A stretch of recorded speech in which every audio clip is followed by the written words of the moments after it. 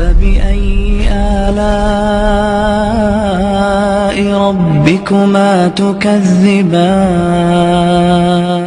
نبی علیہ الصلوۃ والسلام نے ارشاد فرمایا کہ جو شخص دنیا میں دوسروں کی غلطی کو جتنا جلدی معاف کرنے والا ہوگا، اللہ قیامت کے دن اس کی غلطیوں کو اتنا جلدی معاف فرما دیں گے۔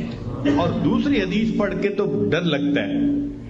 نبی علیہ السلام نے فرمایا کہ اگر کوئی بندہ دوسرے سے غلطی کی معافی مانگے اور فرمایا کہ اگلا کہے میں معاف نہیں کرتا، نبی علیہ السلام نے فرمایا یہ جو کہہ رہا ہے نا میں معاف نہیں کرتا، یہ قیامت کے دن میرے سامنے حوض کوثر پہ حاضر نہ ہو۔ یعنی دوسرے لفظوں میں اللہ کے حبیب صلی اللہ علیہ وسلم نے فرمایا میں اس بندے کی شکل نہیں دیکھنا چاہتا۔ آج تو یہ حال، خاوند بیوی کی غلطی کو معاف نہیں کرتا، بیوی خاوند کی غلطی کو معاف نہیں کرتی۔ اللہ اکبر کبیرہ۔ سوچئے تو صحیح ہمارے دل کی حالت کس قدر بری ہو چکی ہے، اپنوں کو معاف نہیں کرتے۔ ایک بزرگ تھے، حج کے سفر پر گئے، ان کے ہاتھ میں ایک تھیلا تھا، اس میں ان کے پیسے بھی تھے، سارا کچھ تھا۔ ایک نوجوان آیا اور اس نے جلدی سے دوڑتے ہوئے جو ہمیانی ان سے چھینی اور چھین کے بھاگ گیا۔ اللہ کی شان کہ جس نے ہمیانی چھینی تھی نا، یہ تھوڑی دور آگے گیا تو اچانک اس کی آنکھوں کی بینائی چلی گئی۔ کئی دفعہ ہوتا ہے نا بیٹھا ہوا آدمی اٹھے تو آنکھوں میں اندھیرا آ جاتا ہے، تو اس کی بھی ایسی حالت ہوئی کہ اس کی آنکھوں میں اندھیرا، بینائی چلی گئی۔ لو جی، اس نوجوان نے تو رونا شروع کر دیا۔ لوگوں نے پوچھا کیوں روتے ہو؟ کہنے لگا کہ میں نے ایک بندے کا تھیلا چھینا، پیسے چھینے، مجھے لگتا ہے اس نے بد دعا کی، اللہ نے میری بینائی چھین لی۔ ان کا بھئی وہ بندے وہ کہاں ہے؟ کہنے لگا فلاں حجام کی دکان کے قریب۔ تو جب اس بندے کو بتایا کہ بھئی وہ بڑے میاں آ گئے، لوگوں نے بھی کہا معاف کر دیں، نوجوان نے بھی کہا پلیز مجھے معاف کر دیں، وہ کہنے لگے میں نے تو اسی وقت ہی معاف کر دیا تھا۔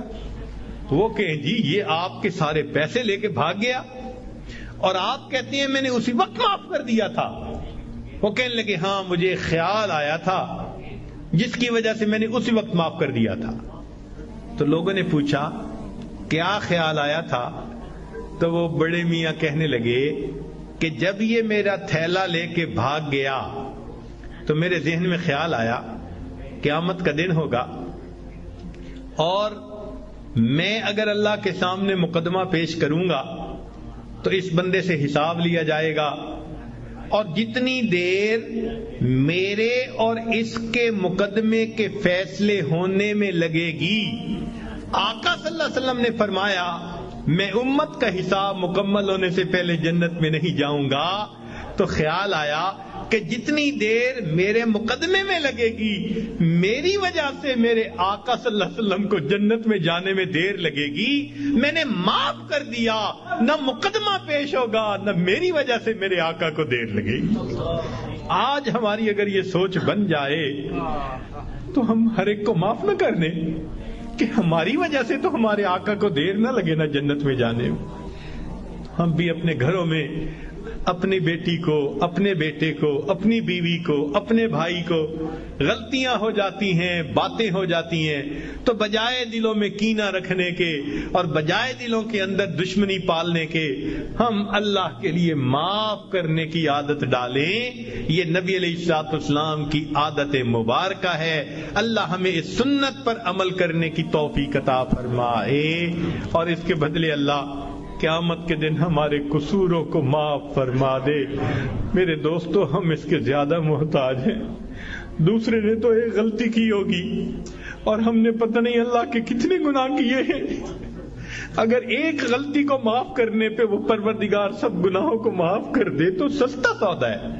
اس لیے جب بھی کوئی معافی مانگے یا نہ بھی مانگے، اللہ کی رضا کے لیے اللہ کے بندوں کو معاف کر دیا کرو۔ اللہ تعالی ہمیں اس صفت کے ساتھ بقیہ زندگی گزارنے کی توفیق عطا فرمائے۔ وآخر دعوانا ان الحمد للہ رب العالمین۔